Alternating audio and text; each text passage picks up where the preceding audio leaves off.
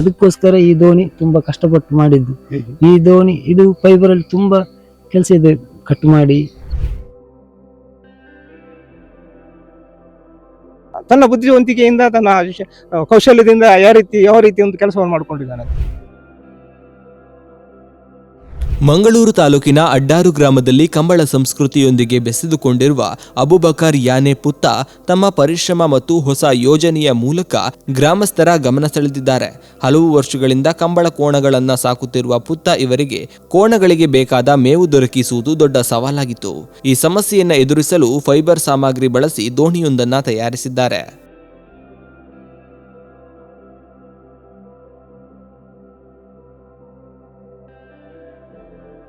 ಗ್ರಾಮದಲ್ಲಿ ಸಾಕಷ್ಟು ಹುಲ್ಲು ಸಿಗದ ಕಾರಣ ನದಿಯಾಚೆಗಿನ ಗುಡ್ಡೆಬೆಟ್ಟು ಪ್ರದೇಶದಿಂದ ಮೇವು ತರಬೇಕಾದ ಪರಿಸ್ಥಿತಿ ಎದುರಾಯಿತು. ಆದರೆ ಅಲ್ಲಿ ಹೋಗಲು ಸರಿಯಾದ ದೋಣಿ ಅಥವಾ ಸಂಪರ್ಕ ವ್ಯವಸ್ಥೆ ಇಲ್ಲದಿರುವುದರಿಂದ ಅವರು ಸಾಕಷ್ಟು ತೊಂದರೆಯನ್ನ ಅನುಭವಿಸಿದ್ದರು. ಈ ಸಮಸ್ಯೆಗೆ ಪರಿಹಾರ ಕಂಡುಕೊಳ್ಳಲು ಪುತ್ತ ಸ್ವತಃ ಮುಂದಾಗಿ ಫೈಬರ್ ಸಾಮಗ್ರಿ ಬಳಸಿ ದೋಣಿಯನ್ನ ನಿರ್ಮಿಸಿದ್ದಾರೆ.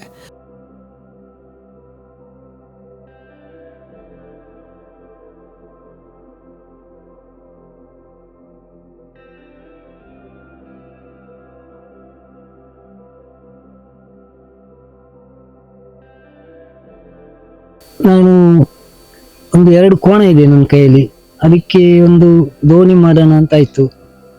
ಇಲ್ಲಿ ಊರಲ್ಲಿ ಕೊಡ್ತಾ ಇದ್ರು ಕೇಳಿದ್ರೆ ದೋಣಿ, ಅದೇ ದಿವಸ ಕೇಳಕ್ಕಾಗಲ್ಲ. ಒಂದು ನನ್ನ ಕೋಣಕ್ಕೆ ಹುಲ್ಲು ತರ್ಲಿಕ್ಕೋಸ್ಕರ ಈ ಸೈಡಲ್ಲಿ ಹುಲ್ಲು ಇಲ್ಲ, ಆ ಸೈಡಲ್ಲಿ ಹುಲ್ಲು ತುಂಬಾ ಜಾಸ್ತಿ ಇದೆ. ಅದನ್ನು ಕೊಯ್ದು ಬಂದು ಕೋಣಕ್ಕೆ ಹಾಕ್ತಾ ಇರ್ತೀನಿ. ಅವಾಗ ನಮ್ಗೆ ಒಂದು ಖುಷಿ ಆಗತ್ತೆ. ಅದಕ್ಕೋಸ್ಕರ ಈ ದೋಣಿ ತುಂಬಾ ಕಷ್ಟಪಟ್ಟು ಮಾಡಿದ್ದು. ಈ ದೋಣಿ ಇದು ಫೈಬರ್ ಅಲ್ಲಿ ತುಂಬಾ ಕೆಲಸ ಇದೆ, ಕಟ್ ಮಾಡಿ. ಮತ್ತೆ ಒಂದು 20 ದಿವಸ ಆಯ್ತು ಅದು ರೆಡಿ ಮಾಡ್ಲಿಕ್ಕೆ. ಇಂಜಿನು ಎರ್ನಾಕುಳದಿಂದ ತಂದಿದ್ದು, ಮತ್ತೆ ಇದೆಲ್ಲ ಫೈಬರ್ ಮಂಗಳೂರಿಂದ, ನಮ್ಮೂರಿಂದ, ಅಡ್ಡೂರಿಂದ ಎಲ್ಲ ಸೆಟ್ ಮಾಡಿ ಇಲ್ಲಿ ಫಿಕ್ಸ್ ಮಾಡಿದ್ದು. ಮತ್ತೆ ಇವಾಗ ತುಂಬಾ ಖುಷಿ ಆಗತ್ತೆ. ಅಲ್ಲಿಂದ ಹುಲ್ಲು ತಂದು ಕೋಣಕ್ಕೆ ಹಾಕುವಾಗ ನಮಗೊಂದು ಖುಷಿ ಆಗತ್ತೆ.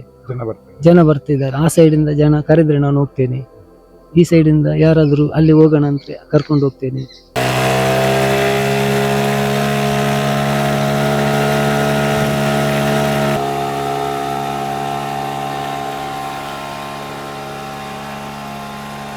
ದೋಣಿಗೆ ಅಗತ್ಯ ಇಂಜಿನ್ ಅನ್ನ ಹೊರ ರಾಜ್ಯದಿಂದ ತರಿಸಿ ಅಳವಡಿಸುವ ಮೂಲಕ ತಮ್ಮ ಕನಸನ್ನ ಸಾಕಾರಗೊಳಿಸಿಕೊಂಡಿದ್ದಾರೆ.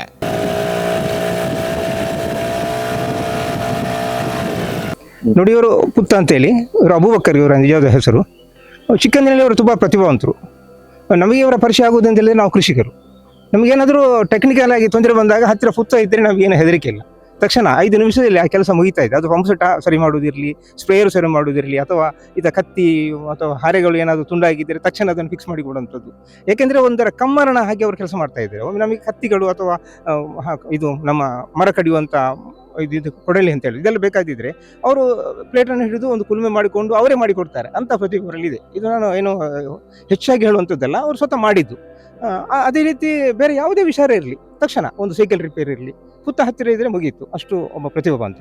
ಏನು ಶಾಲೆಯು ಕಲಿತವನಲ್ಲ, ತನ್ನಷ್ಟೇ. ನೋಡಿ, ಈಗ ಅವನು ಏನೋ ದನಗಳನ್ನು ಅಥವಾ ಎತ್ತುಗಳನ್ನು ಸಾಕ್ತಾ ಇರುವಾಗ ಹುಲ್ಲಿಗೆ ತೊಂದರೆ ಆಯಿತು. ಇಲ್ಲಿ ಮೊದಲು ದೋಣಿ ಇತ್ತು, ಈಗ ದೋಣಿ ಇಲ್ಲ. ಅದಕ್ಕಾಗಿ ಒಂದು ಫೈಬರ್ ದೋಣಿಯನ್ನು ಮಾಡ್ಕೊಂಡಿದ್ದಾನೆ. ಈಗ ನೋಡಬೇಕು, ತನ್ನ ಬುದ್ಧಿವಂತಿಕೆಯಿಂದ, ತನ್ನ ಕೌಶಲ್ಯದಿಂದ ಯಾವ ರೀತಿ ಒಂದು ಕೆಲಸವನ್ನು ಮಾಡ್ಕೊಂಡಿದ್ದಾನೆ ಅಂತ. ಇದ್ರ ಹುತ್ತು ತರಲಿಕ್ಕೆ ಒಂದು ಇದು ಫಿಕ್ಸ್ ಮಾಡಿಕೊಂಡು ಅಲ್ಲಿಂದ ಹೋಗಿ ಹುಲ್ಲು ತರುವುದು, ಇಲ್ಲಿ ದನಕ್ಕೆ ಹಾಕುವುದು, ಎಷ್ಟು ಸುಲಭವಾದ ಮಾಡುವಂಥದ್ದು. ಜನರಿಗೆ ಒಂದು ಕಂಬಳದ ಕೋನೆಲ್ಲ ಸಾಕ್ತಾ ಇರ್ತಾನೆ. ತುಂಬ ಯಾವುದರಲ್ಲೂ ಹವ್ಯಾಸ ಇದೆ, ಬಹಳಷ್ಟು ಹವ್ಯಾಸಗಳಿವೆ. ಹಳ್ಳಿಯಲ್ಲಿ ಇಂಥ ಹುಡುಗರು, ಇಂಥ ಪ್ರತಿಭಾವಂತರು ಇರೋದು ತುಂಬ ವಿರಳ. ಆದರೆ ಇದ್ರೂ ಕೂಡ ಅವರು ಅದನ್ನು ಅವರಿಗೆ ಮುಂದುವರಿಸಿಕೊಂಡು ಹೋಗಲಿಕ್ಕೆ ಆಗ್ಲಿಕ್ಕೆ ಸಾಧ್ಯ ಆಗ್ತಾ ಇಲ್ಲ. ನಾವು ಬಹಳಷ್ಟು ಹುಡುಗರಿಗೆ ಅವರು ಪ್ರಚೋದಕ, ಒಂಥರ ಮೋಟಿವೇಶನ್ ಆಗಿದ್ದಾರೆ. ಎಲ್ಲರೂ ಕೂಡ ಈ ರೀತಿ ಮಾಡಬಹುದು. ಅವರನ್ನು ನೋಡಿಕೊಂಡು ಅವರಿಗೆ ಬೇಕಾದಂಥ ಇಂಥ ಒಂದು ಹೊಸ ಬುದ್ಧಿವಂತಿಕೆಯಿಂದ ಏನಾದರೂ ಮಾಡುವಂಥದ್ದೆಲ್ಲ ತುಂಬ ಖುಷಿ ಕೊಡುವಂಥ ವಿಚಾರ. ಅವರಿಗೆ ತುಂಬ ಧನ್ಯವಾದ, ತುಂಬ ಅವರನ್ನು ಪ್ರಶಂಸಿಸಬೇಕು. ತುಂಬ ಖುಷಿ ಆಗ್ತಾ ಇದೆ ಅವರ ವಿಷಯಗಳು. ನನ್ನ ಹೆಸರು ಅಬ್ದುಲ್ ರಹಮಾನ್ ಅಂತೇಳಿ, ಇಲ್ಲಿ ಕೃಷಿಕ.